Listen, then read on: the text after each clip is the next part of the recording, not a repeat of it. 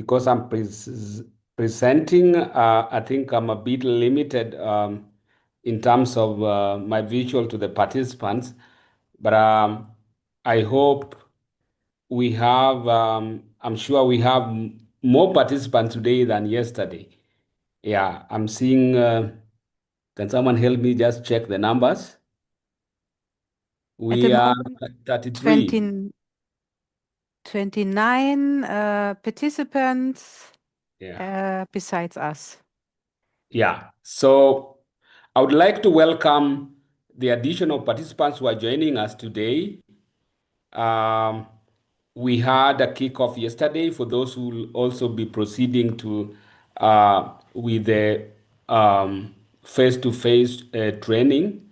So feel welcome. I know there's a big team from Tanzania.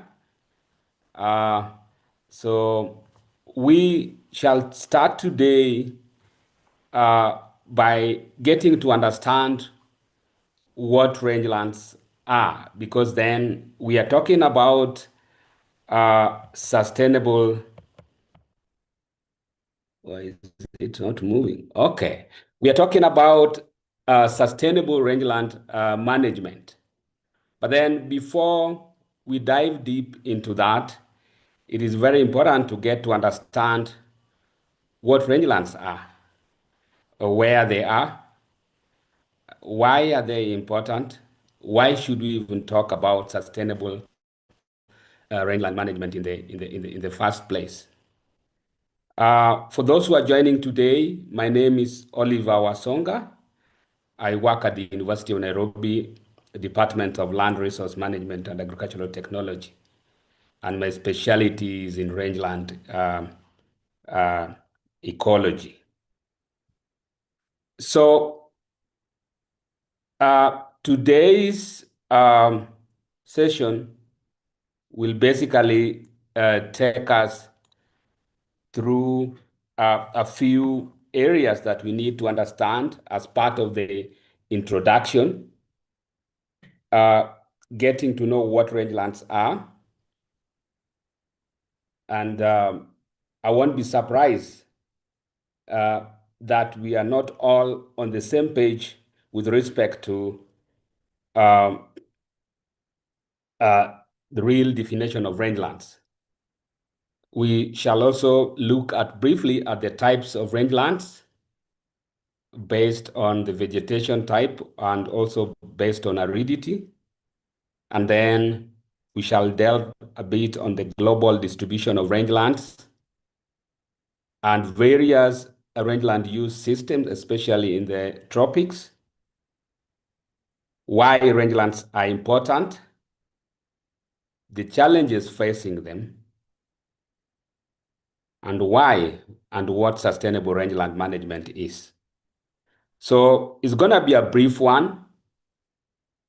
And what we expect at the end of this session is that we all have a good understanding of the characteristics of rangelands, their spread globally, uh, then also understanding some of the ecological, sociocultural, and economic importance of rangelands.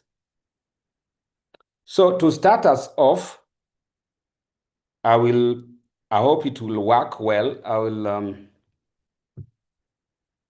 would want us to listen to a video from University of Idaho on what rangelands are. So kindly pay attention to this.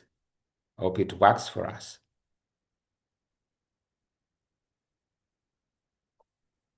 Hi, I'm Karen Launchbaugh at the University of Idaho. Many people have a general idea of what rangelands are, but today we're going to talk about the specific characteristics that make an ecosystem rangelands. Generally, people think of the vast landscapes, the grasslands of the plains and the prairies, the sagebrush steppe, the Sonoran Desert, or maybe the canyon grasslands. But let's get into the specifics. What makes an ecosystem a rangeland? So which of these ecosystems are rangelands? deserts, tundra, wetlands, savannas, shrublands, forests, grasslands, pastures, the diversity of ecosystems, which are rangeland. All deserts are considered rangelands, except the really barren, shifting sands where there's not enough herbaceous vegetation to provide for grazing animals or for fire. All tundra is also rangelands, the high mountain tundra and also the high altitude tundra like up in Alaska. That would be managed by rangeland principles. All the green vegetation that surrounds streams, ponds, springs, lakes, etc., those are also considered rangelands and are managed with range management principles. Savannas are those places where there's an overstory of trees, where the canopy is well above the ground level, and at the ground level we have a lot of herbaceous plants like grasses and sometimes forbs. Those places are also rangeland, and they're important because fire maintains them along the ground surface and yet doesn't affect the trees so much. So fire is an important part of savannas, and again, they're rangelands. All shrublands are rangelands. Only the open forests, the ones that don't have canopies that meet and provide enough sunlight and water to create an understory of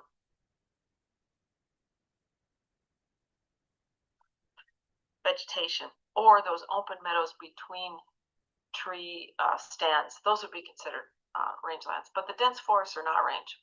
All grasslands are ranged, whether you call it prairies or steppes or grasslands, those are all rangeland. The one that is not are those highly managed pastures. They are not considered rangelands. Rangelands differ from pasture, and people often don't understand this, but pastures are different because they are periodically cultivated and they're maintained by humans. The plants on pastures are generally introduced improved forage plants, forage grasses, for example. They're usually irrigated, generally fertilized, and they're managed by agronomic rather than ecological principles. So although they look like rangelands and they are grazed by livestock, so there's some things they have in common, they also differ from rangelands. So what do rangelands have in common? I think that the best way to think of them is just wild open spaces. They are, of course, those grasslands, shrublands, woodlands, deserts, savannas, tundra, steppe, prairies that we've already talked about. But what they all have in common is that they have naturally growing plants, plants that survive on the amount of rain that falls on the land and the climatic conditions that are there. They're not irrigated and they're not fertilized. They're very diverse. Some rangelands are dry, some are moist, they're hot or cold, they're nearly barren or densely vegetated. Soils are also highly variable. Some of the least fertile soils on Earth are on rangelands, and some of the most fertile soils on Earth are on rangelands. The one thing they all have in common is that there's no large trees and that are dominant on the ecosystem. So we have this sense of these vast open spaces where you can see for miles and miles. There's an old cowboy saying that rangelands are where there's more rivers and less water, more cows and less butter, and you can go further and see less than anywhere else in the world. Well, I'm not sure if you can see less, but these are lands where you can see for miles and miles.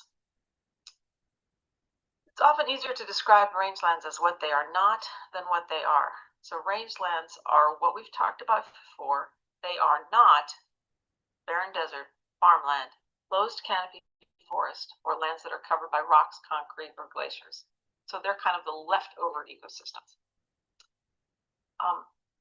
If it weren't for some restrictions that prohibit farming on rangelands, most all of the grasslands, for example, the Palouse Prairie and the tallgrass prairie, would be converted to cropland. And in fact, today, there are only a very small amount of those fertile grasslands that remain as rangelands. There's several things that preclude either farming or timber production, and these include limited precipitation, sandy, saline, or wet soils, steep topography, and rocks. If it weren't for these characteristics, these lands probably would have been used for either lumber and timber or for cropland. Are all rangelands grazed? Well, actually, they may not all be grazed by livestock, but they are all grazed in some way. Grazing is a very important ecological principle on rangelands.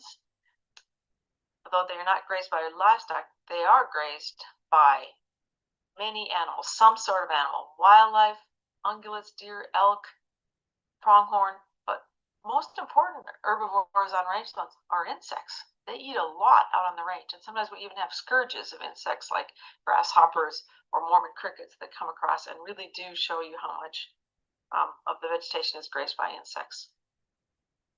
So rangelands are a kind of land, not a specific use. So rangelands are not grazing lands. They are a type of land that is characterized by natural vegetation and large open spaces. They are not a land that is specifically grazed by livestock. So rangelands are important. For half the earth, about half of the West, about half of Idaho, and states like Nevada have more than 80% of rangelands on them. They cover more of the earthland surface than any other vegetation type. They're about half of the earthland surface's range. About a quarter is forest, 10% is arable land. 3% of the earthland surface is urban, although that is increasing, often taking over croplands or being developed into croplands. Ice rock bearing deserts, areas that probably will not be inhabited easily. Rangelands are diverse and beautiful landscapes across the globe. They include the African savanna, the sagebrush steppe of North America, the outback of Australia, and the Mongolian plains and the tundra of the Arctic. All of those are these vast landscapes that are described as rangelands. North America also has some beautiful iconic rangelands, such as the plains grasslands, the tallgrass prairie, shortgrass prairie, mixed prairie, the mountain grasslands, the oak savannas of California, and the Sonoran Desert are all rangeland ecosystems in North America. Of course, rangelands are important for things that they provide for ecosystem services and for humans, and those include, of course, livestock production that many people often think of when they think of rangelands. But also water is very important, wildlife habitat, open spaces, recreation, forage, and the list grows every day that we expand rangelands and start to use them more and more as humans. So think about it. If those are the beautiful vast landscapes with all these resources, what challenges or threatens rangelands today? What is it that we might need to think about as humans? What are some of the forces that threaten rangelands? Well, the ones that are most recognized are these. Unsustainable grazing practices. We've come a long ways, but there still are areas that are definitely inappropriately grazed. There's damaging fire regimes. There's invasive plants. Weeds are becoming a growing problem on rangelands. Climate variability and climate change are threatening ecosystems and interacting with fire. And of course, human development or expansion, urbanization, and uses of these rangelands also can cause threats. Throughout this class, we're going to learn more about how we, as land managers and citizens that use rangelands, can affect these forces that affect rangeland integrity.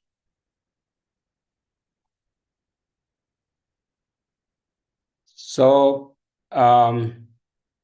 we need to get back. I'm sure by now most of your answers, most of your questions concerning what rangelands are have been answered. Sorry, I need to get rid of this first. Something went wrong somewhere. Should have been able to. Just a moment. Hi, I'm Karen Launchbaugh at the University. Sorry.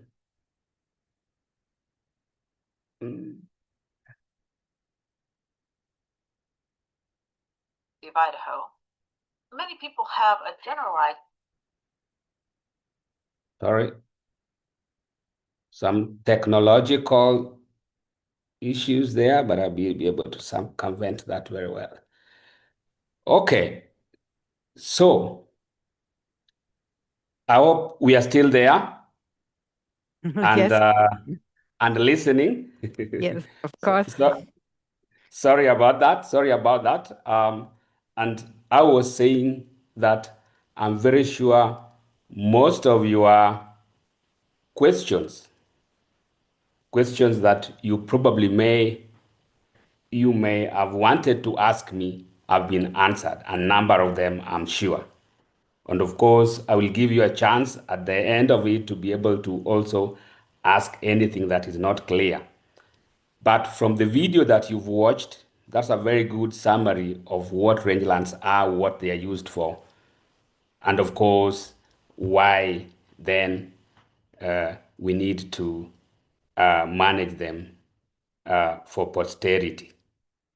So, just to wrap that up, rangelands are basically landscapes that are dominated by either or both natural and semi-natural vegetation.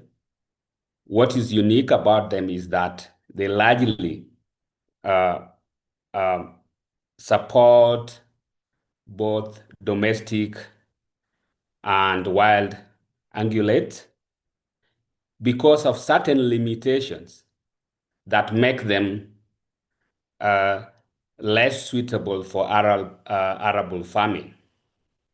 Okay?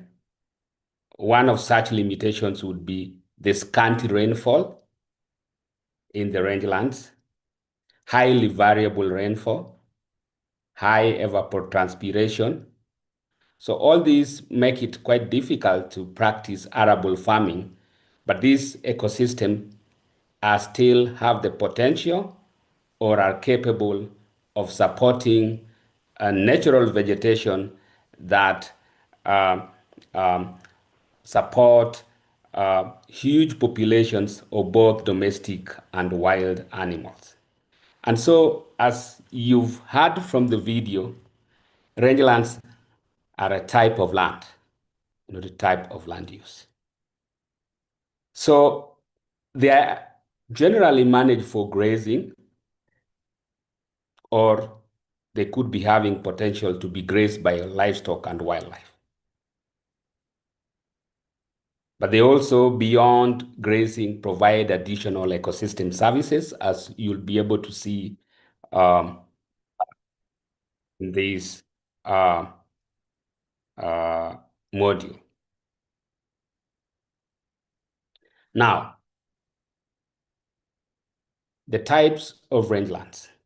Rangeland ecosystems are quite diverse, very diverse. They cover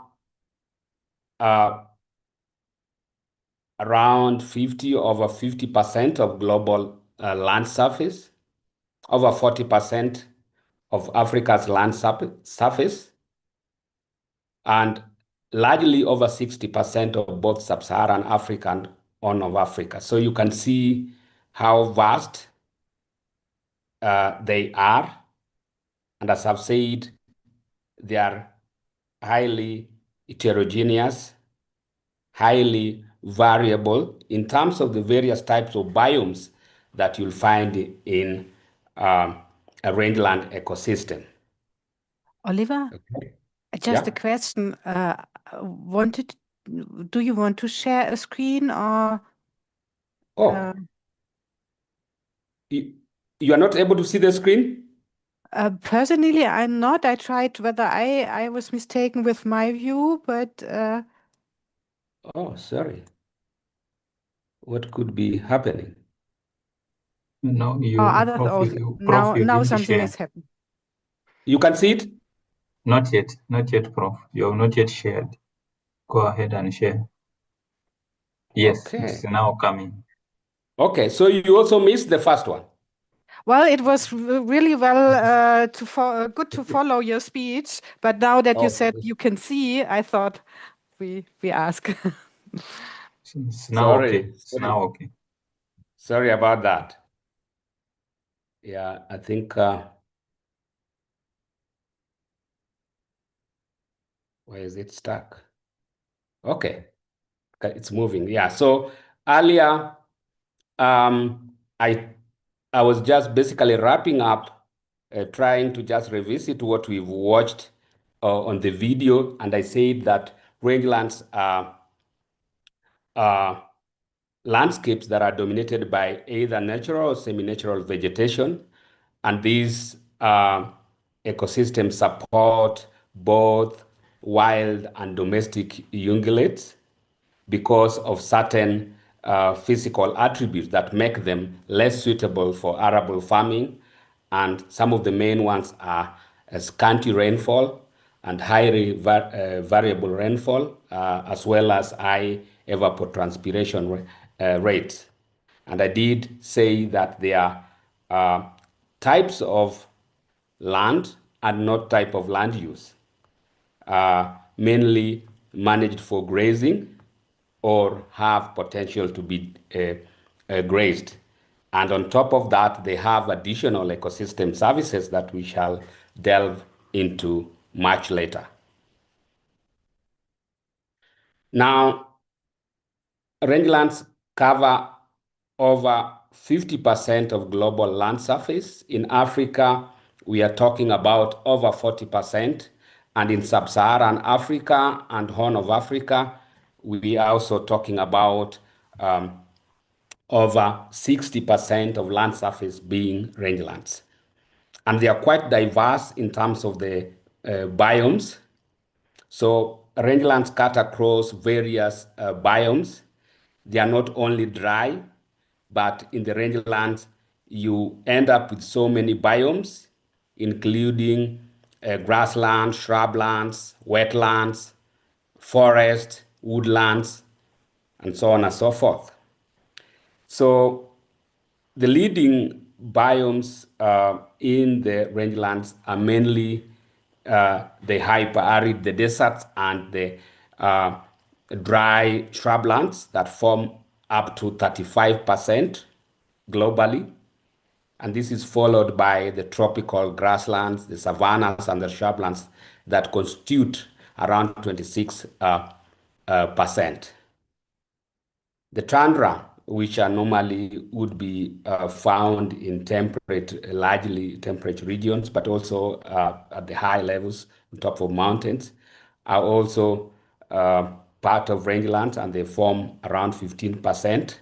Then we have the temperate grasslands, the savannas and the shrublands that form 13%. The montane grassland and shrublands form around 6%. And then the Mediterranean forest, woodland, and shrublands form 4%. And around 1% of these ecosystems are flooded grasslands and savannas. So you can see the extent of rangelands. And if you ask me, that's all that we have left that we need to manage. Because if you are talking for a region like Horn of Africa, talking about over 60%, that means that we only have 40% left to do for other land uses. If you are to take half of it or a quarter of it going for settlement and urbanization, then you have very little left for crop farming and other uses. So you see, then in this case, then rangelands are quite important with respect to achieving sustainable development goals. So based on aridity, we have different classes of rangelands. We have different classes of rangelands based on aridity. And basically, this is about amount of rainfall received vis-a-vis the evapotranspiration. And so we have the semi-humid rangelands. These are rangelands which are relatively quite productive and allows a bit of marginal agricultural production.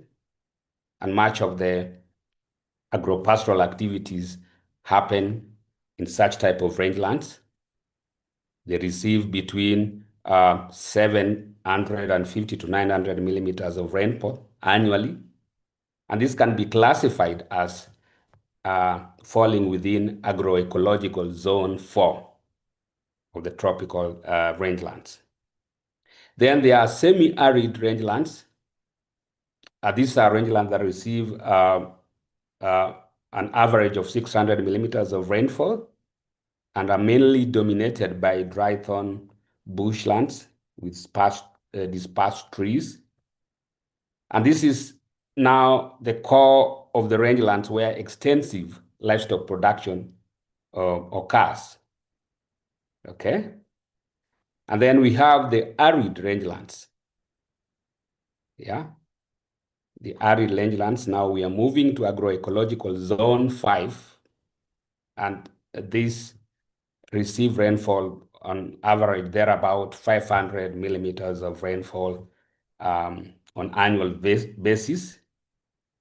And they are mainly dry with sparsely distributed vegetation, mainly grasslands. And then agroecological zone 7, we have the very arid rangelands, and these are would be basically classified as deserts. So the classification of rangelands basically take into consideration both the aridity, as of course determined by the amount of rainfall and what is evaporated at the end of it.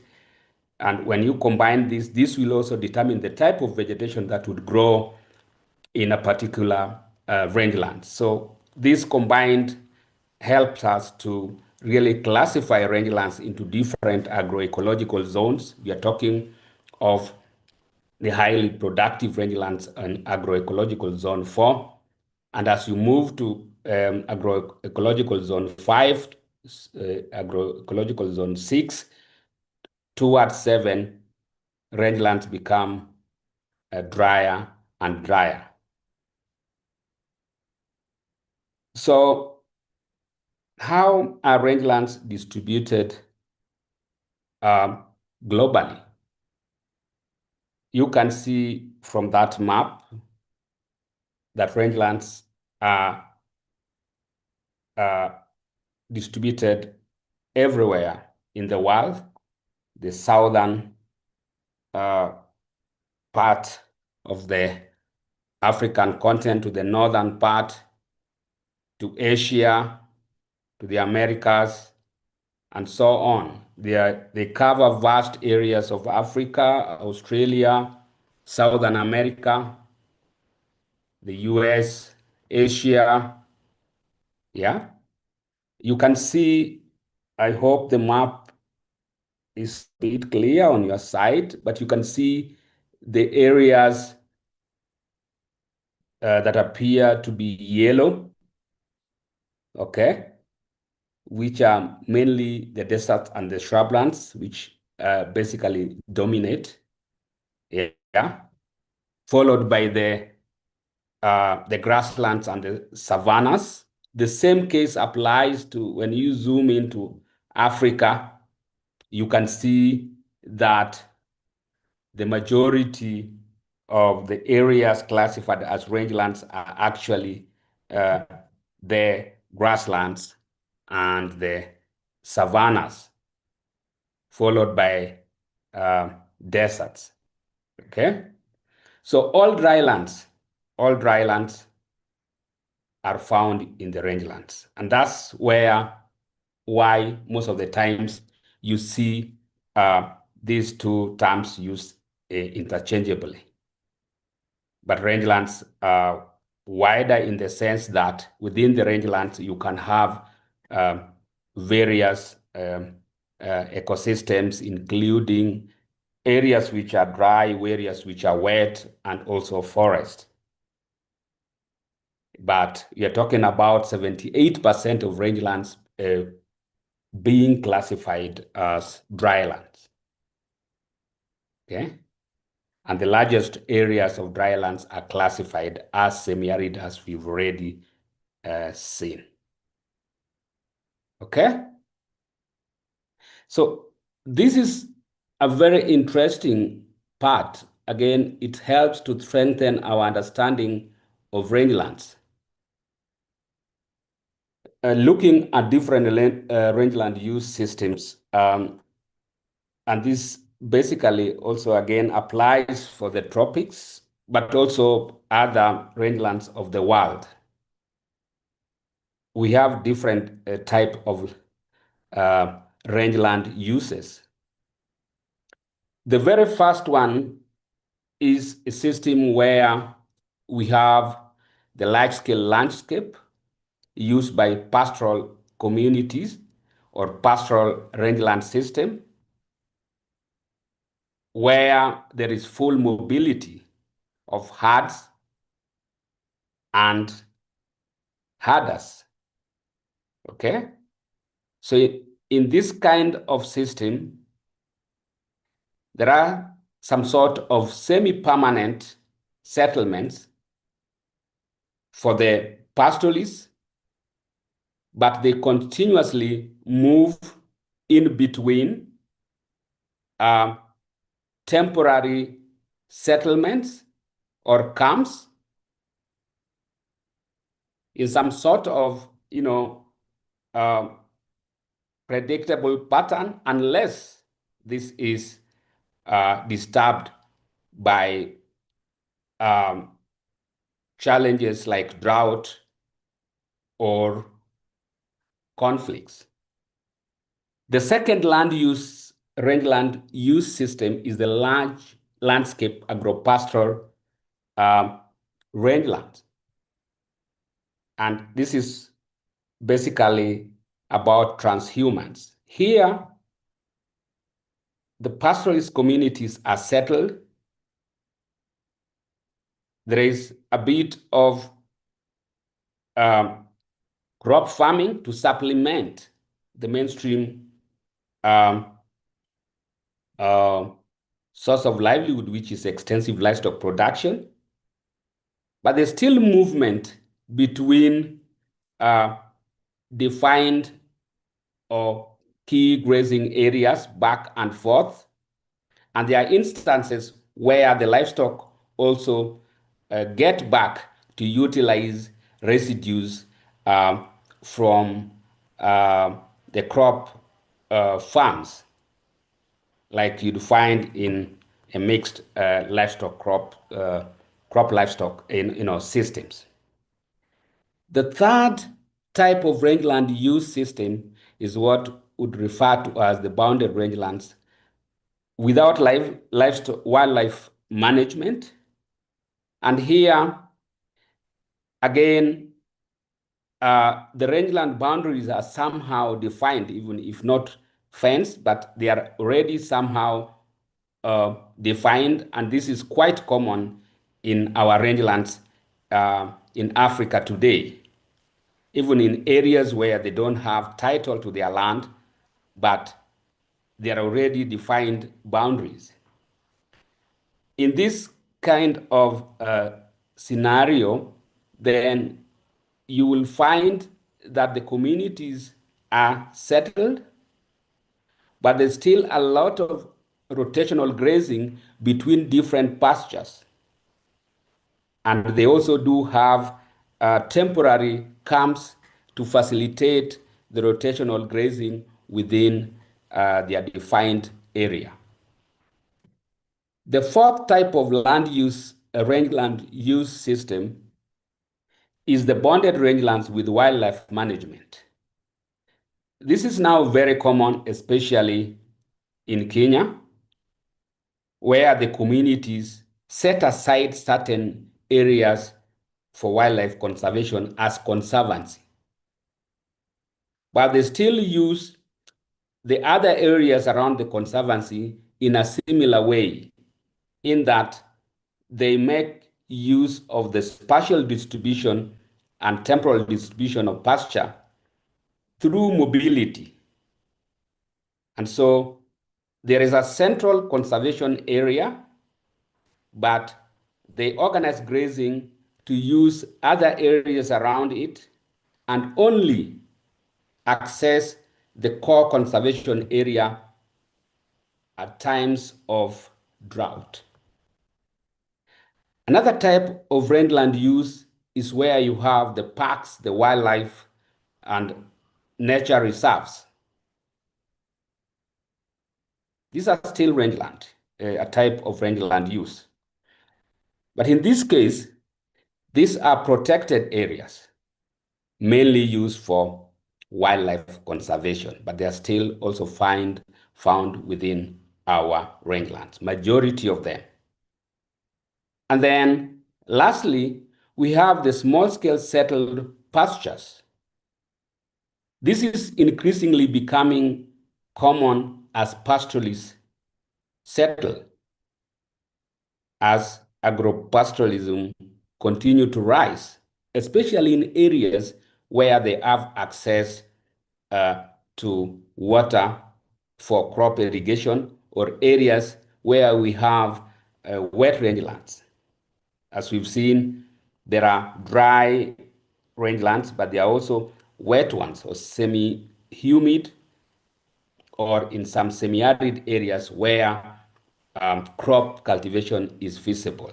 So here is more of a more settled kind of a system where they have crops, but there is also do cultivation of pastures, but of course with also some limited amount of mobility uh, uh, um, in tracking pasture and water, but a more settled kind of system. So the type of rangeland ideally would be determined by the climate, but also the other determinants like fire, topography, soil. These are other determinants that would actually uh, uh, dictate what type of rangeland you have. So it's not only those biophysical aspects, but also the interaction with other factors that determine the type of rangeland that you end up with. So, why are they important? Why are rangelands important? You've seen a lot of this, much of this in the video that I shared. Yeah. So there are a lot of direct ecosystem services. Yeah. We know rangelands for provision of meat, livestock. We are talking about almost over 60% of livestock, um, uh, for example, in the horn of Africa, coming from the pastoral systems in the rangelands. There are sources of timber and non-timber forest products, honey, fuelwood, and so on. There are sources of minerals, but also rangelands are increasingly used for crop farming, especially in areas where there is a source of water. We have fish in the rangelands because we also have lakes in the rangelands. Oil, wind, solar energy.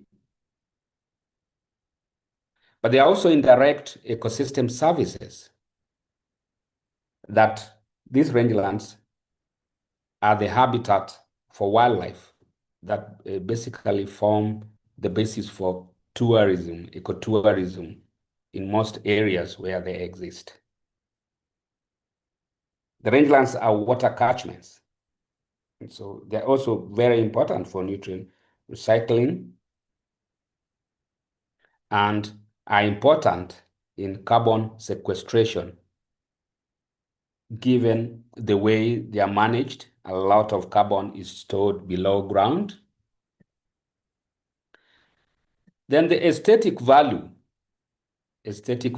of rangelands also form a basis for tourism as well. But some of these sites in the rangelands also have cultural and spiritual values. So there are a number of both direct and indirect rangeland ecosystem services that we can talk about.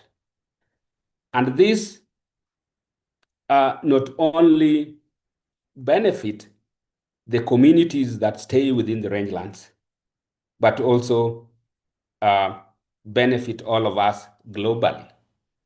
Most of these products go beyond the communities that live in the rangelands.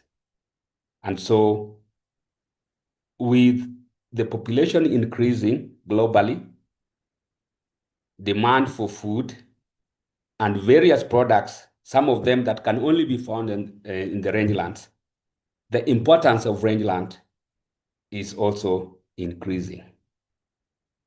And there's a lot of attention given that the uniqueness of the rangelands and the kind of products and services that they can provide. That's how important rangelands are. Now, in terms of population, we are talking about around 38% of Africa's human population being in the rangelands. And they host over 50% of livestock population as well, quite significant. Globally, rangelands support 500 million pastoralists, agro-pastoralists, and indigenous hunters and gatherers and ranchers who practice. But beyond that, there are about 2 billion people worldwide that are supported indirectly, as I've indicated, through various ecosystem, services. And as I've indicated too, they support Africa's wildlife population, which forms the basis for ecotourism and therefore a source of foreign exchange to various countries where you find rangelands. So they provide around 90% of dry matter that we feed our animals. Okay? And what it means is that as the world population grows and demand for animal products also rise, then the role of rangelands in the production of forage and livestock become increasingly important globally. In terms of carbon, nearly 30% of the world's terrestrial carbon is stored in the rangelands. Around 90% in the soil and the rest in the below ground biomass of plants. And therefore, they are very important in climate change mitigation. And that's why they deserve that attention. Need to conserve them, use them in a sustainable manner to ensure that the ecosystem services that they provide remain for posterity. But despite all those good things about rangelands, they are facing many challenges, a lot of challenges. Okay? The growing interest, everyone wants to move to the rangelands. Why? Because that's all that we have left. All the rest of the land has been used, and so we are quickly moving into the rangelands. A case of Kenya, the urban areas are expanding into the rangelands. People are increasingly settling in the rangelands. Yeah. But also, there's also the other angle to it that even as we do this, there are also controversies about what is and what is not sustainable rangeland management. There's a lot of misunderstanding or misapplication of theories also. Some of the mainstream theories that have shaped rangeland management interventions, a number of them being inappropriate because they've not been interpreted in the right way. And then there's the population increase, the pressure, competition for land and water. And so a lot of land use activities have to expand into the rangelands. Rangeland degradation, this mainly blamed on the weak governance, fragmentation due to land privatization, change in land tenure, and of course, this is accompanied by inappropriate use of rangelands. Okay? The land tenure and land and water use right changes that disrupt a grazing management system that are adapted to the rangelands, as well as mobility. But of course, the biggest challenge of the 21st century, climate change, and also accompanied by frequent droughts, increasing impoverishment of pastoralist communities. Yeah. When their system is undermined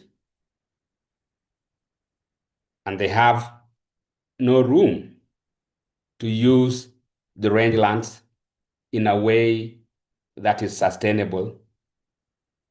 There's a downward spiral in the sense that you end up with degraded resources, and because their lives is dependent on livestock, a lot of them lose their livelihoods. Security and conflicts over various aspects, and this can sometimes be exacerbated by the droughts, where communities now have to compete over scarce resources.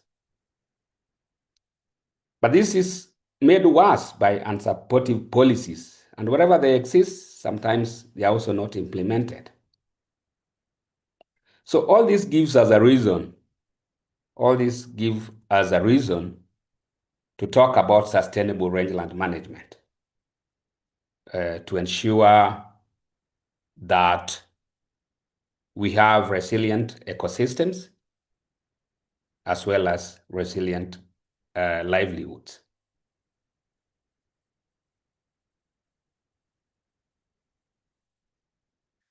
So, having mentioned sustainable rangeland management, what is sustainable rangeland management? Just try to break it down in a way that we can all understand it in the best way possible. And it's all about use and stewardship of rangeland resources. We're talking about water, soil, and plant and animals, with the aim of maximizing production, but ensuring or doing it in a way that the ecosystem services that are provided by rangelands continue to be there in the future. And this relies on socio-ecological principles.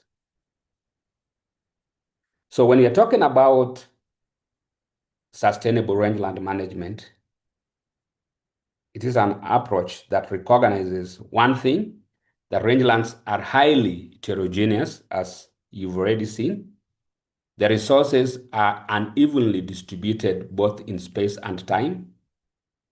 And these ones require very unique strategies to be able to use them in a sustainable manner. But two, it also recognizes pastoralist traditions based on flexible and responsive mobility in the face of ever-changing environment, as you'd find in unstable rangeland ecosystems. One important thing is that the rangelands are managed for flexibility and not stability. And the moment we try to introduce stability, that's where we go wrong. And that a sustainable approach should be based on strategic utilization of landscapes that actually conforms to the uneven distribution of resources, both in space and time. It also recognizes the contemporary challenges, one of them being climate change. All this put together makes a more rather holistic approach to rangeland management, keeping in mind the key principles on sustainability, which emphasizes more long-term health and productivity of the ecosystem rather than the short-term corrections. That emphasizes multiple use in the sense that in most cases you have variety, different, various uses, and sometimes the uses may be competing. So when there is a common use, then this would require a strategy to ensure that benefits are optimized. Other one is the ecosystem approach. Recognition that rangelands are complex ecosystems, and therefore understanding interactions between soil, water, plants, and animals is critical. So, what is rangeland management then? This video is going to briefly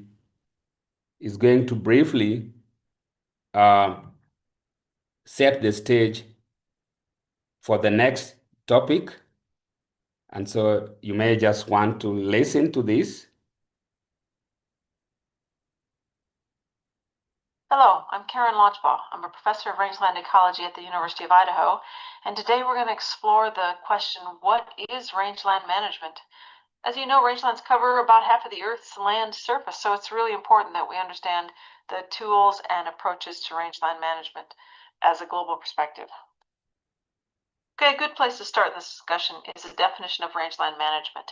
The definition I use is the use and stewardship of rangelands to meet the goals and desires of humans.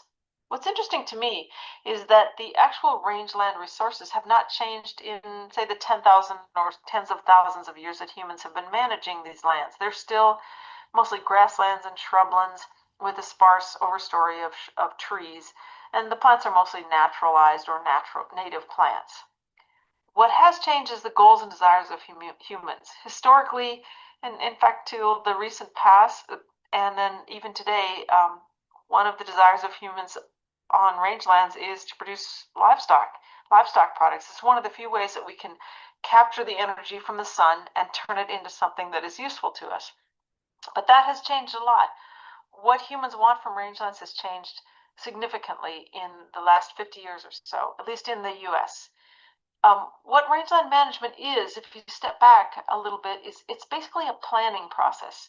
Now, if you take a class on planning, what you'll find out is that a planning process is where you take an understanding of the current situation and you think of ways that you can change it into a desired future condition. So a lot of planning has to do with trying to understand what the future should look like. Other parts of planning are trying to understand how you could assess your current situation. And then furthermore, the third middle step is, what can we do to go from where we are to where we want to be? So in terms of, if you apply that concept of planning to rangeland management, what we do is we look at different alternatives of the future. If we do something, it will have various outcomes in the future, and we have to decide which is the best future. What do we want to do today that will change the land to meet the demands of humans into the future? Okay, that's kind of tricky. What is the best? Well, it depends on your point of view. You may have a view that would be within the preservationist camp. You might consider yourself a conservationist or a utilitarianism, or maybe just a pragmatist, or et cetera, et cetera. What your land view is, your land ethic, will vary depending on your experience. So just think for just a minute, what is it that you think rangelands should accomplish, and what is the role that humans should have in using those rangeland resources to meet the demands of society? Well, some of those terms that I've just used, let's just clarify those. What is best depends on your point of view. Preservationists, people that fall in that category, would emphasize protection of large areas of land and protect them from uses such as mining, timber, grazing, development, etc. And the idea there was that if we can protect those lands, they'll be enjoyed by the present and future generations. Folks like John Muir and Aldo Leopold, at least in his later life, Aldo Leopold talked a lot more about preservationist approaches. Conservationists are those that view land as a resource that can be used now for economic growth, and it can also be protected from degradation with science-based effective management so that it could be sustained for future generations. the idea that we could use land if we did it carefully, and it could be used sustainably for future generations. So sustained yield and multiple use. People like Theodore Roosevelt, Gifford Pinchot, the first chief of the Forest Service, John Wesley Powell, they all really thought that land could be used and it could be preserved at the same time. Got a whole other couple categories like utilitarianism. That's the idea that really what we need to do is use land as a substrate to make money for saleable products. Management then is based on the manipulation of reducing the exogenous inputs such as fertilizer, herbicides, and usually requires us to keep production at an optimal level and often optimal economic level. Well, maybe we don't think about people doing this so much today. I think a lot more people really are concerned about the future and sustainability of ecosystems. When we talked about the history of range management and talked about people that were out homesteaders and people that were really trying to make a living and try to prove up a piece of land, I would say they were mostly utilitarianist. They just needed to find a way to prove up the land, make some sellable products, and really make a living for their family and their community. So again, range management is this idea that you understand where you're at and you try to make decisions that will take you to the future. Where do those decisions come from? If you're a range manager, where do you get the ideas that help you make wise decisions to get to the desired future? Well, here's some ideas. One, certainly information is a big part. Like hopefully information that you get from classes like this or from reading books or going to seminars would help you make wise decisions. But there's a whole lot of other ideas in your head when you make a decision that have nothing to do with science-based information. You might have a hunch, you might have a tradition, you might know someone down the road that told you this might work or that might work. So there might be some traditional knowledge, some community knowledge. Sometimes you just have to make a good guess and hope that you're right. Other times you might make decisions because of your needs. You might know that this isn't maybe the right way to go, but right now, where you're at today, you have to make that decision because of economics or or community goals. So what I want to say is that I love the idea that range management could be based on science, but in actuality, it's based on a whole lot of other things. So rangeland management is known as science and art. If you go to any textbooks on range, they'll talk about the science and art of range management. So science is the information, the art is the tradition and the hunches and the guesses and how you mix it all together. So in one way, it might seem kind of, I don't know, hoaxy or just sort of folk life type sort of situation. On the other hand, I think it's a real skill that people have to take all of these sources of information, turn them into useful decisions that will help us move towards a future that we desire. So why do we need science? I said range management is a science and an art. Well, why do we need science? The profession of range science is actually quite young. We started in the 40s and 50s when we started having the first scientific experiments on how range systems worked. And so this profession is pretty young. Why do we need science to make decisions? One, I think, is that managers must integrate scientific knowledge with those traditions and hunches and guesses to make wise decisions. So it's two parts to that. You can't just base management just on science, but you need to integrate the science into other sources of information. It's also important to understand the physical, biological, and social processes that affect rangeland. That helps us make really sound decisions. And then we might discover principles that work here that might make decisions expandable to other places in the world, or might be able to tell us that that's not going to work somewhere else. So if you discover the principle of range management that's important and it has a scientific basis, then you'll be able to convert it to other places where you can make wise use of rangelands, or where you should know that it's not going to work. An idea might work here, but not there. So range science helps us discover those principles. There may be a ton of other ones in your mind. I think most of the range managers that I've met that are really doing a good job and their land looks good, they are reading, they're learning, they're going to seminars, and range science, understanding the scientific principles is very important. Okay, so we talked about range management, and that you make decisions to get from where you are to the future, but what kinds of decisions are we talking about? What could you do to help you get from where you are to where you think the land should be? So you might think about this personally, but you might also just think about what could people in the area do? Well, first of all, when we talk about range management, we can make direct actions on the land. So this would be mostly landowners, land managers that would do something on the land. They might change a grazing prescription, they might do a prescribed fire, they might control some invasive plants. Those are direct actions on the land, and those certainly can be informed by both science and tradition. We can also make political decisions that will change the outcomes and opportunities we have on the land. So by weighing in on laws or policies, we can change what can be done on the land. So when you go and you vote for a person or you vote for a specific policy or law, that could change the way the land it operates. In other words, the kinds of things we can do on the land that will affect the land could be changed. Finally, we all buy and sell things every day, and when we buy products, we could enhance range management in one way or another. Probably a good example of economic decisions would be a whole host of what they call branded beef these days. So you can buy beef now that the people that sold that to you will tell you that they are prescribing and they are adhering to specific animal health and rangeland health prescriptions. An example would be it used to be Oregon country beef, but now it's natural country beef. That's a branded beef where those people that sell under that label, they commit to treating animals right and treating the land right. So that's an economic. If you bought that beef, that branded beef, that would be a way to support range management. Again, going back to this definition, the use and stewardship of rangelands to meet the needs of society. I mentioned earlier that what's changed is these desires, these goals and desires of humans. So on one hand, you might be interested in livestock production.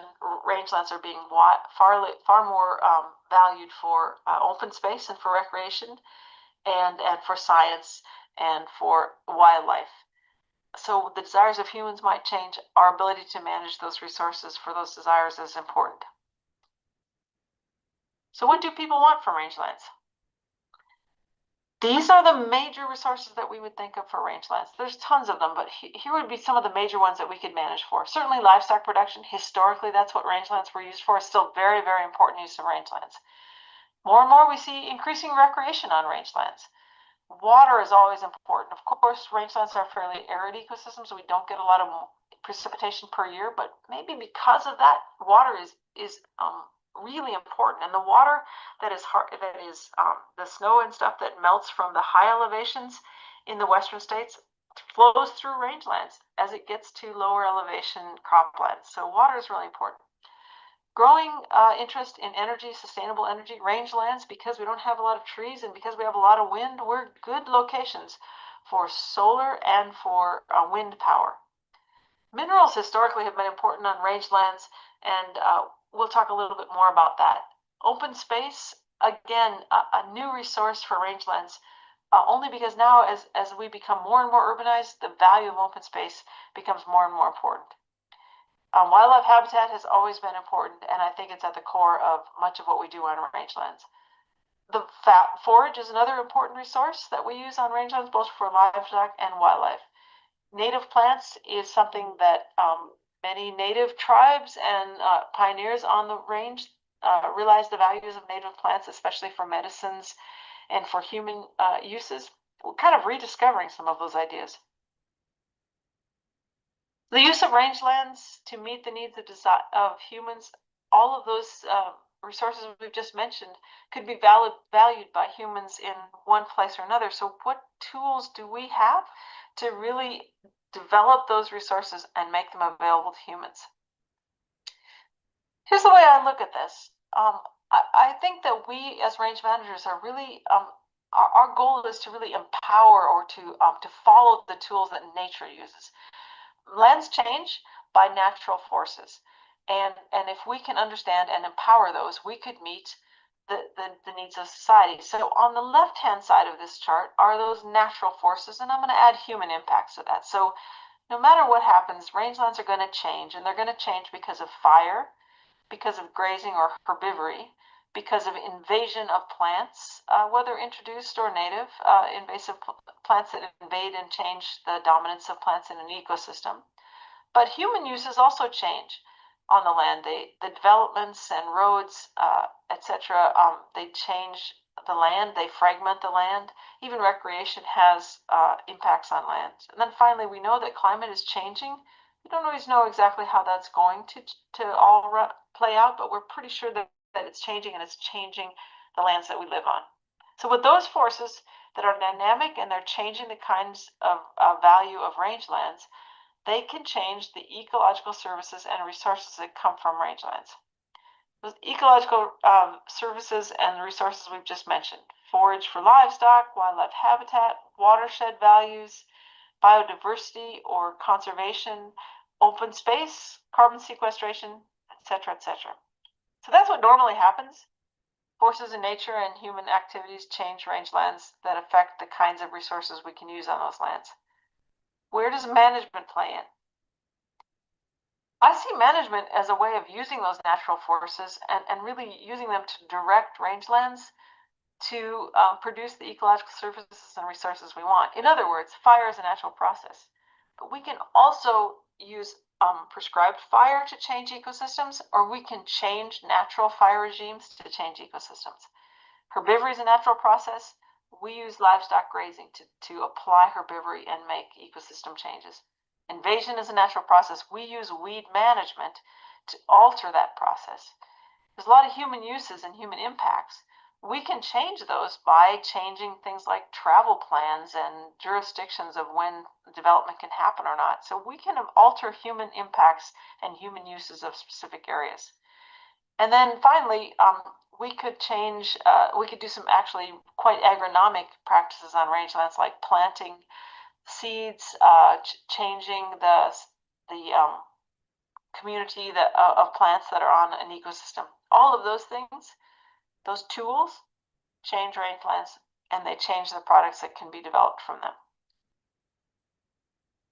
So I guess in summary then, the tools of range management: if you go to school and you take a class in range management like this, or you become a range manager, the tools at your fingertips are going to be fire, whether it be prescribed fire or changing the natural fire regime; livestock grazing, a way to harness herbivory, which is a powerful tool to change ecosystems; integrated weed management, again, acknowledging that there's invasive plants and there's things that we can do with them, and we'll talk about that later in this course, but any range manager would have a set of tools related to integrated weed management in their toolbox. Finally, we have to acknowledge that humans have impacts on rangelands, and there are ways that we can mediate, change, or enhance those impacts, such as recreation and development. And then, if we want to change the plant community, we could use restoration tools. We could actually plow or shred or reseed. There's things that we... Okay. So that's a very long one, but I hope you have enjoyed listening to this video, the first one and the second one, because they really form the basis of the next topics that we shall cover in this module. I will be able to provide these the links to the various resources that you can make reference to, including the videos. You can watch more.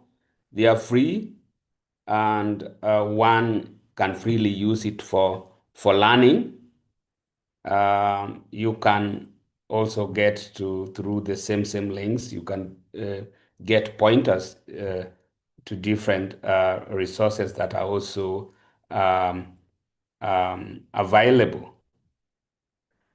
Now I open the floor for questions and any sort of discussion that may follow. It doesn't have to be a question, can be a comment, something you want to share.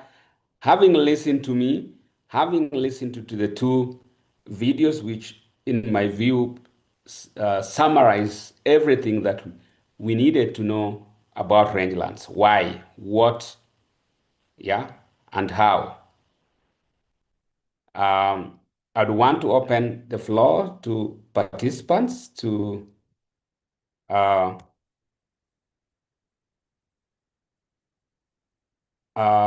ask questions and possibly also make it a way of interacting. It has to be interactive. So kindly feel free. Let me get back to my screen. So I hope you did not go to sleep. I thought the videos were quite interesting and very informative, and I chose to deliver this. Mainly through the videos because they summarize everything that you need to know at the beginning of a module like this. So, reactions? Have the videos and myself answered all your questions? I want to see if there's anything on the chat. Oliver, I can help you with reading the chat. I think Esther, she expressed the reaction we all shared, that this was a wonderful presentation and introduction into the topic. And so this for feedback. And if there are questions, people can raise their hand or write in the chat. I think there is one person raising the hand. It's Hedwig, so maybe she can speak up and ask her question. She needs to get first the microphone opened. Go on, Alima. I'm going to. We have allowed Alima to talk. Alima, try unmute yourself. Yes, please go ahead. You can hear me. Yeah, I've just seen. Yes, thank you for the presentation. I think that was a good presentation and a lot of knowledge for now. I've seen it's given percentages in terms of the rangelands in the world, in the region, wherever. How would I do the same for a locality, a given locality? What methodologies are there to use? If I want to know the rangeland in one county or in one whatever, how would I go about that? And then secondly, in addition to that and similar, how would I also do the classification that this is this and that? What methodologies or what technologies are there to do that? Because I don't think we have that information at the lowest level. Thank you. Thank you, Alima. That's a very good question. Partly some of it that you can also answer because we get all this from you. But how do we classify them and how do we get to know which ones are rangelands? And if you look at the classification that I presented, currently what they use is mainly the rainfall data. The rainfall data is what is used to classify areas which are arid and semi-arid. We have over 20 something, is it 2 or 3 counties that are classified as either arid or semi-arid. And this is mainly dependent on rainfall data. And I think the assumption is that once you get the rainfall right, because the rainfall also determines the type of vegetation, then that is factored in. I've been having this discussion with one of my colleagues. For how long are we going to refer to the rangelands in Kenya, for example, being over 80%? Why can't we do it afresh and give exactly the figure. The figure keeps on oscillating 83 over 80, 89. If you ask me, for Kenya, I would put it almost close to 90%. But this has to be done through research. The data is there. If you have vegetation, the cover data, and rainfall data, those two are enough to be able to map the rangelands. And Alima, this is in your docket. Give us the way forward for Kenya.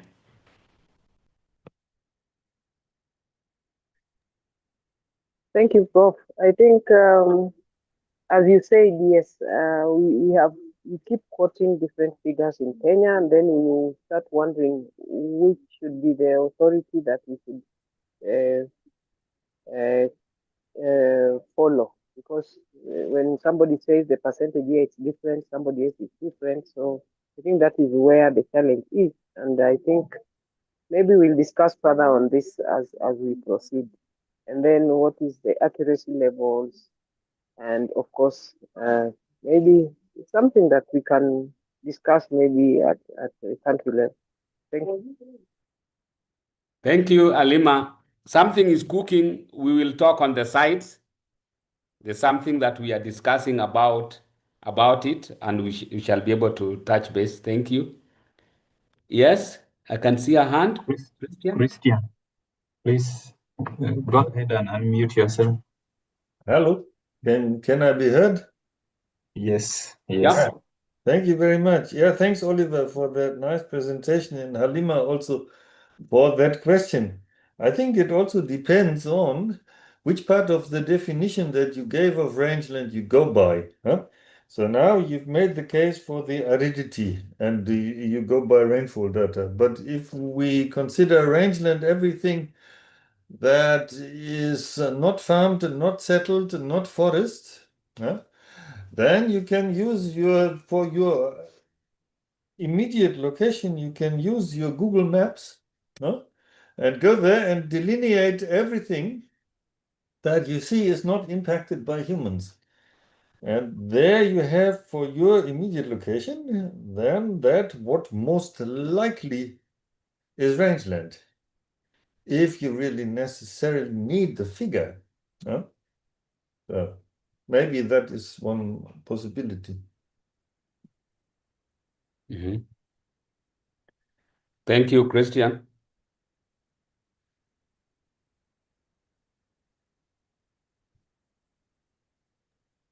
Prof, there is also, I think, a communication in the chat from your namesake, Oliver. Hello. How can we create an awareness to the people about rangeland and its protection? Because so many people are not aware on that, especially livestock producers. And how can we direct them to whom they can count? Because range managers are not many in work system and also many systems. They are not also aware about range officers and their activities. So, Oliver, at the University of Nairobi, we have we tailor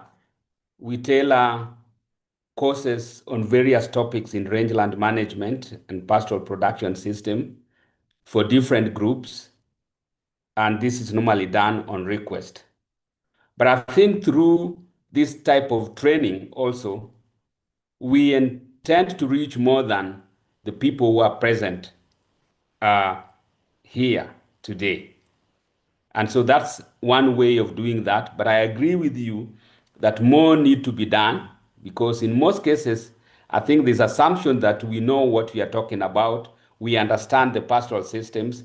We understand the drylands. We understand the people who live in drylands and utilize the drylands, which is not the case. So I agree with you. And this is something that for our region in the Horn of Africa IGAD is working on. There's a lot of work that is ongoing on the ground on creating that awareness, working closely with the communities, even to co-design solutions for problems that face them. So there's a lot. We can always discuss this on the side, and I can link you up to people at ICPALD. This is the IGAD Center for Pastoral Areas Development. So you can get some support there in terms of, because I know they have existing programs basically on this. One of them, the product that I think they recently produced is the Participatory Rangeland Management Guide, which they intend to roll out. And this actually target the communities living in drylands, people working in the non-governmental organizations, and also the government personnel. Thank you.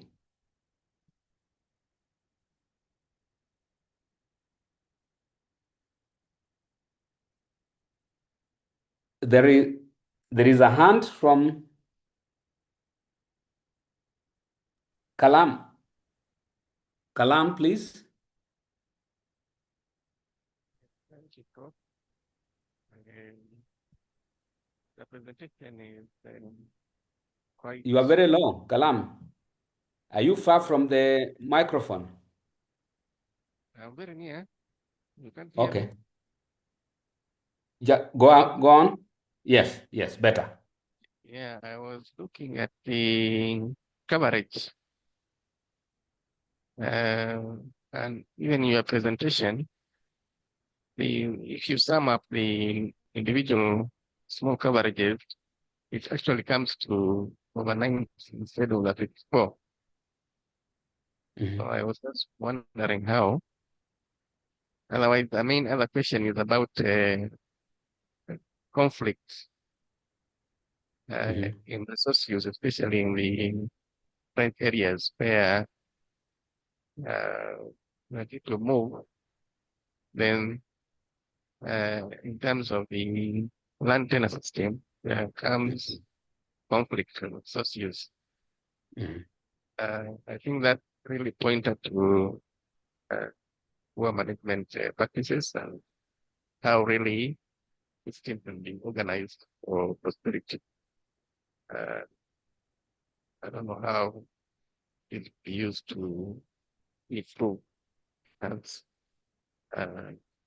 range socios in origin. Thank you, Kalam. And I agree with you about the percentage of rangeland coverage. And this is the kind of confusion where we are in, because one would expect that you use official documents. The figures that we also keep on getting from the official documents, like the policy documents, also keep on varying. So unless you have a study done that you can make reference to, you are all left with basically approximating from the different policy documents.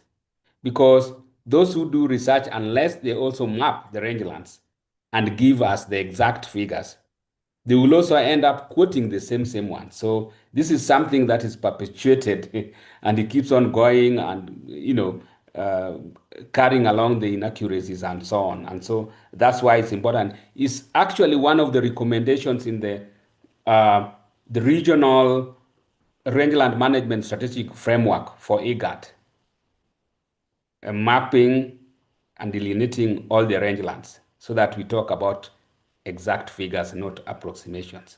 About conflicts management, we have a topic in this module, and that will come later on. So I'm sure shall be able to delve into those issues to do with the resource-based conflicts in the rangelands. Thank you. I'm seeing a comment from Derek Kisegu. Can rangelands be expanded unknowingly through drivers like deforestation?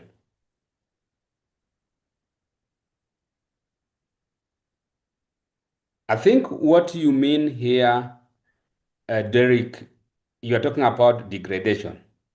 And the fact that a land is degraded doesn't mean that it's a rangeland. When you say, can rangelands be expanded? Knowingly through drivers like deforestation.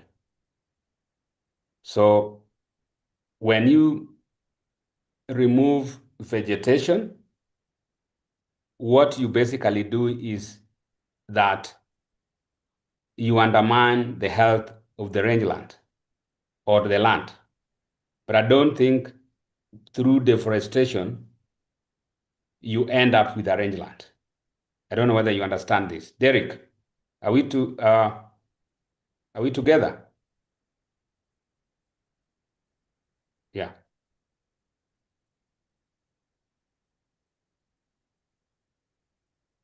You want to speak? Yes, doctor. Okay. Thank you so much for the presentation. I had that concern based on the background that because earlier we had classified rangelands based on desert, on aridity, and when we cut trees from forested areas, especially here in Uganda, this the vicinity that comes up is more of a rangeland. You see trees get to be scattered, cattle keepers come in and what used to be a forest now changes to be sort of a grazing land, which mimics a rangeland. So that was the basis for that question. Yeah, I understand you. That through use, you can basically change the type of vegetation. You can basically actually change the use through a particular use, as you're indicating, that the forest, through removal of trees, you end up with a land that is grazeable. Okay? That's what you mean. Yes. Yeah. And that's what I'm saying. Of course, again, not all land that is grazeable or that is grazed by livestock are rangelands. So there are a number of salient features that one look at to be able to call a type of land a rangeland. If you remember the definition of rangeland, if you destroy the forest and remove the trees and use it as a grazing land, that doesn't make it a rangeland. Okay? Does that make sense? Yes, the idea is coming. Yeah. It's a grazing land, but it definitely can't be a rangeland. Yeah. So I think we need to get right. If you go back to the definition, then you'll be able to really understand this. Because the notion also is there that these rangelands are degraded lands, which is not true. It's only that the resources like vegetation are quite transient. At some point, you may have a bare ground, but when it rains, you visit the rangelands and it's very green. So there's a lot of dynamics there. So if we, in our mind, just think that these are bare land or extremely dry, then we are wrong, because they are also very heterogeneous in the sense that there are those areas that are wet that can allow crop farming, but there are those areas which are dry that can only be used for extensive livestock production. So, Charles, I'm seeing a comment from Charles. As you mentioned that rangeland fall in different land use categories, do you think we'll achieve the sustainable rangeland management with multiple authorities managing these lands. Because for myself, I think we were supposed to have one authority that can work for management of these lands. Now, that is one of our biggest challenge, especially when it comes to management of rangelands in Africa. Yeah, that some part of the rangeland belongs to, for example, in Kenya Forest Service. Some part is managed by Kenya Wildlife Service. Okay. Some areas is under the Ministry of Agriculture because they are doing large-scale crop irrigation. And the mandate to manage rangelands is also scattered again in different ministries. In most of our sub-national level, which for Kenya we call counties, you can't even have a department that directly would be answerable to issues rangeland management. And that's why we need policies that identify rangelands as unique ecosystems that require a separate attention from areas that are known for arable farming.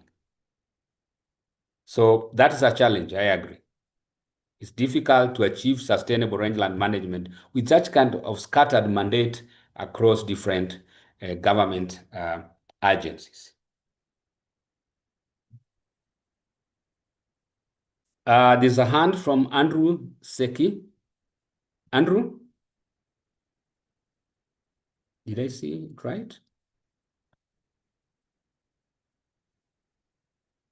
Andrew, go ahead.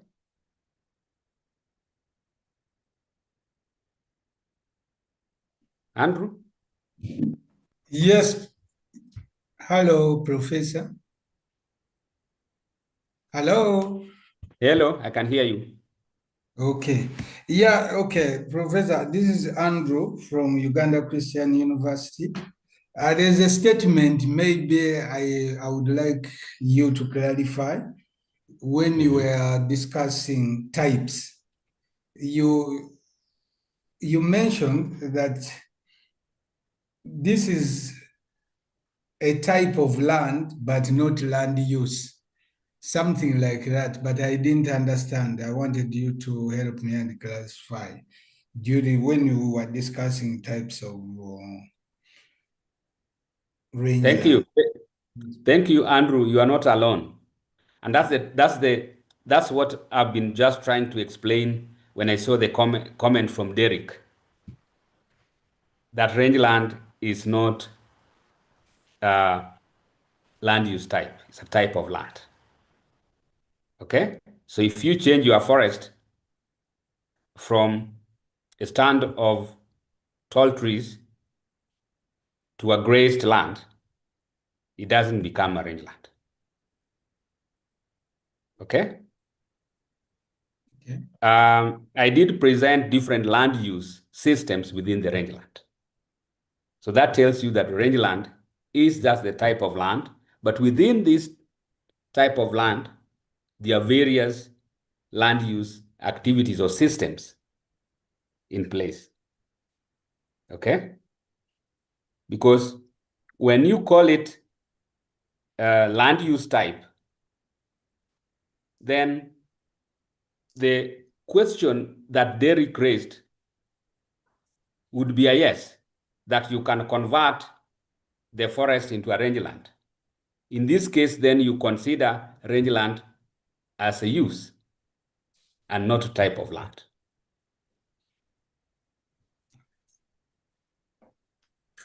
Does that sink, Andrew? Does it make sense? Yeah, it is clearer. Thank you, Prof. Agroecological, from Kalam, agroecological zones are based on the length of the growing period. Yes, definitely, because these are determined by the soil moisture regime and largely from the amount of rainfall received. So it's a factor of that. So when you capture rainfall, then you capture so many things, including that. But also, as I did indicate, then the amount of rainfall also determines the type of vegetation classes or cover that you'll have. So all these put together should help one to determine the potential of a rangeland based on the different classes. Kalam, did you want to say something? Yes, Kalam. Yeah, actually, I'll get that. You are breaking. I can't hear you. Yeah, I was supporting your explanation Yes. in terms of the rangeland and land use schemes. Because rangeland, as you said earlier, is dependent on the soil moisture that is available after evapotranspiration. And therefore determines how long the moisture is available for growing of forage, and even the types of forage that can grow in that area. And therefore leading to the classification of the different types in semi-humid to arid, depending on the amount of rainfall received, evapotranspiration, and therefore how much moisture is available and for how long, to support the different species of grasses that can lead to the classification. Thank you. Thank you, Kalam. So, do you have any other burning question or nice comment or any query, something that didn't go right that we need to correct because we are continuing tomorrow? Is there something that we need to know, something we can do better? I think on the chart, check it out. Dr. Christian Hulsbusch has provided a link to some reading material there. Have we all seen that? Yes, we can see.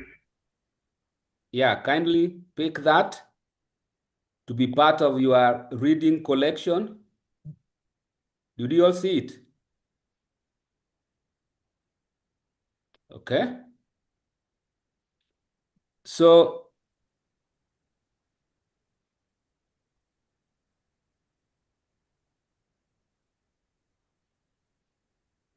just scroll up, you'll be able to see it, Kalam. It's from Dr. Christian Hulsbusch.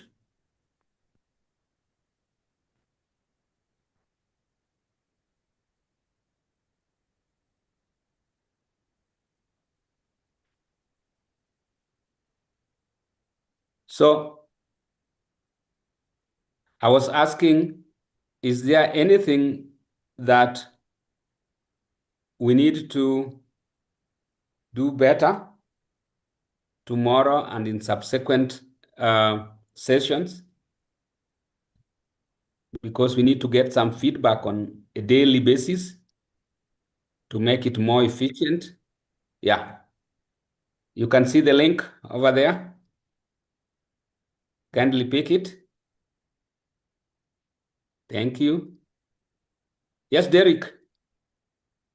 We have a few minutes to close. 4 minutes left. So, Derek. Yes, Prof. Charles Dominic asked 2 questions, but you responded to one.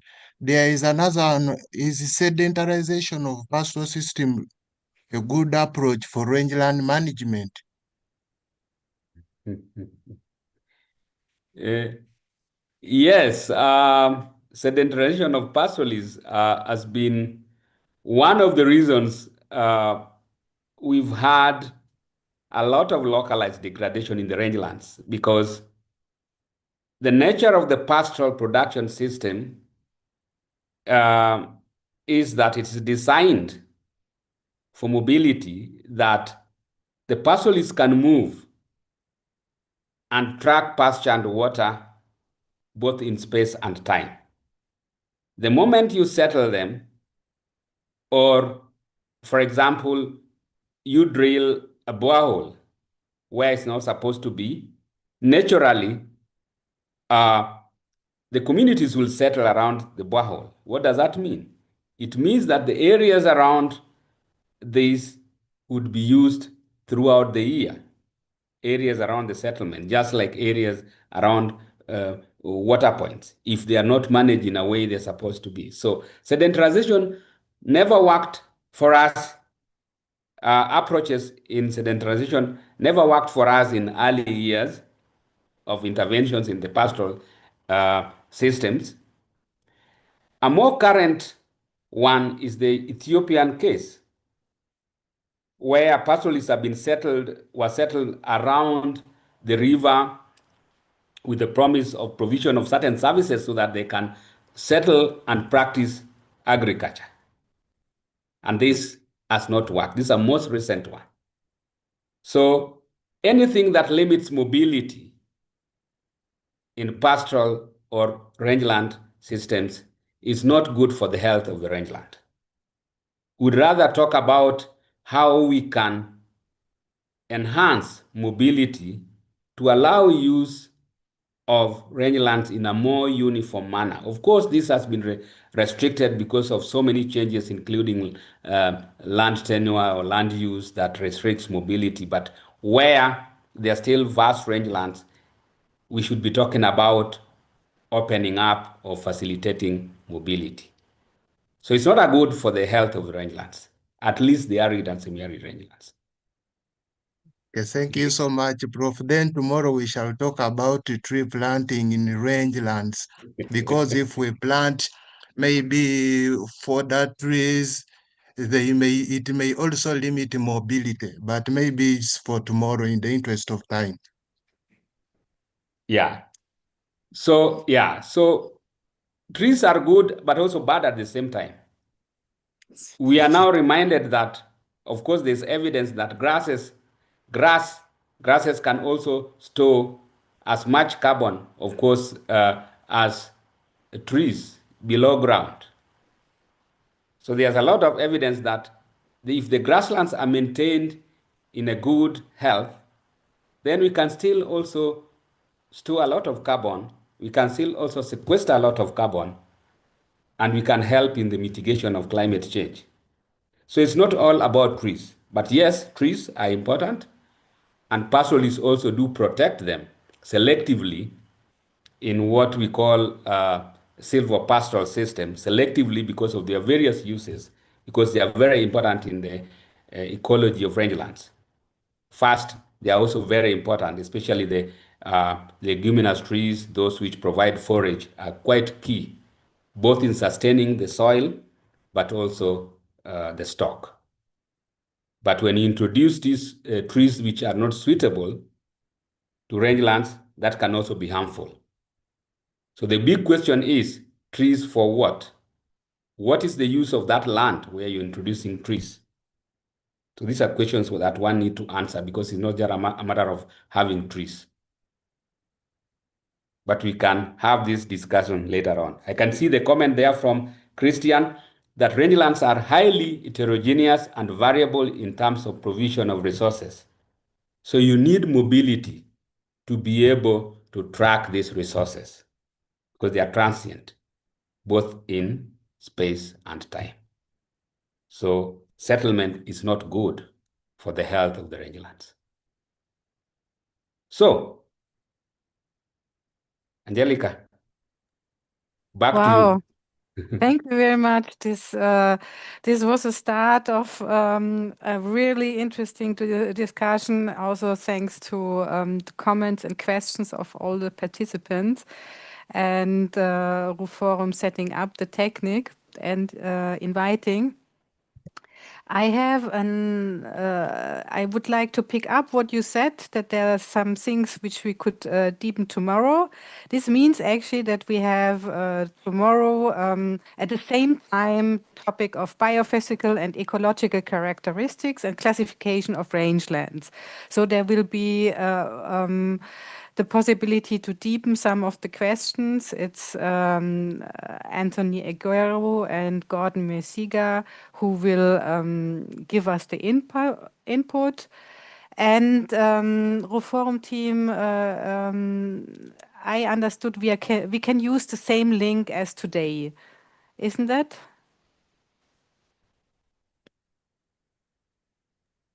Yes, please. We can use the same. Okay. Yes. Then, Oliver? Maybe something, Angelica. I think during the presentations, I think because sometimes it's not very easy to see the participants as you're presenting because you want the wide screen. I think it's allowed that you can interrupt. If you raise your hand, I may not see you, so it's just good to unmute and interrupt and ask a question so that you don't lose it. For me, I would allow that because sometimes it takes long and maybe you forget the question. Dr. Amit or Arthur Fernando, how do you usually do this? I understood now there are the panelists who always can unmute themselves and the participants who should first raise their hands. How are you dealing with that normally? Of course, one can tell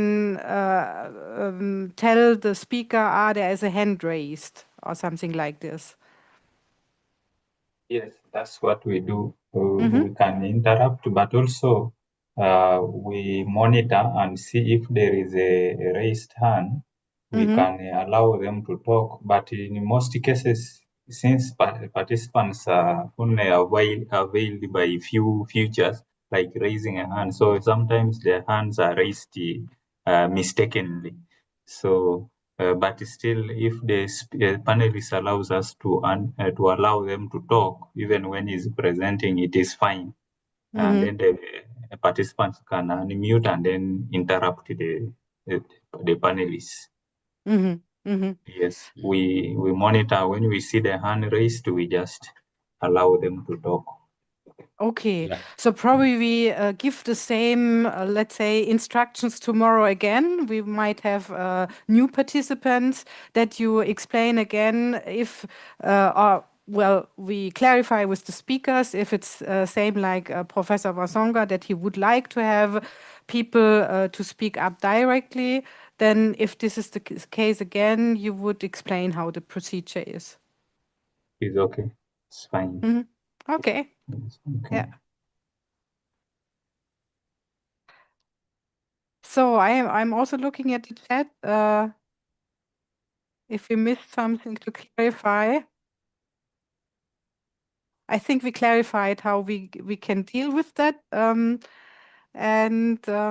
Yeah, I'm thankful for this this start and getting to know how we proceed and having such an introduction into the topic today. Yeah. So we see you tomorrow, same time. See you tomorrow. Thank you again. Okay, bye-bye.